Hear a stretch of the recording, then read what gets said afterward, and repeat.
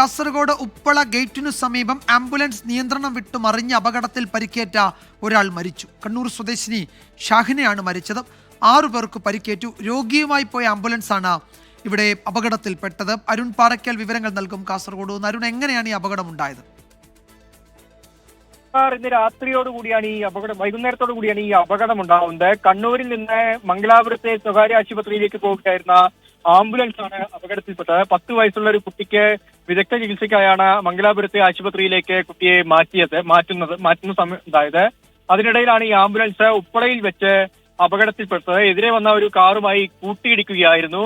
അതിന് തൊട്ടുപുറകിൽ തന്നെ മറ്റു വാഹനങ്ങൾ നിരനിരയായി കൂട്ടിയിടിച്ചു. അങ്ങനെ 5 വാഹനങ്ങളാണ് കൂട്ടിയിടിച്ചത്. ആകെ 7 പേർക്ക് പരിക്കേറ്റു. ഇതിലാണിപ്പോൾ കണ്ണൂർ സ്വദേശിനി ഷാഹിന, 48 വയസ്സാണ്. അവരുടെ മരണം സ്ഥിരീകരിച്ചിട്ടുണ്ട്. മറ്റൊരാൾ ഗുരുതരാവസ്ഥയിലാണെന്ന വിവരവും പുറത്തു വരുന്നുണ്ട്. ഇവരൊക്കെ തന്നെ മംഗലാപുരത്തെ ആശുപത്രിയിലാണുള്ളത്. ദേശീയപാതയിൽ മഴ പെയ്തതോടുകൂടി വഴുക്കൽ അത് ഏറിയിട്ടുണ്ട്. അതാണ് ഈ അപകടത്തിന് കാരണമായതെന്നും പറയുന്നുണ്ട് വിജയകുമാർ. ഈ ആംബുലൻസിലുള്ളവരാണോ ഇതിൽ ഗുരുതരമായി പരിക്കേൽക്കുകയും ഇപ്പോൾ ജീവൻ നഷ്ടമാവുകയും ഒക്കെ ചെയ്തത്? ആംബുലൻസിലുള്ളവർക്കാണോ അരുൺ?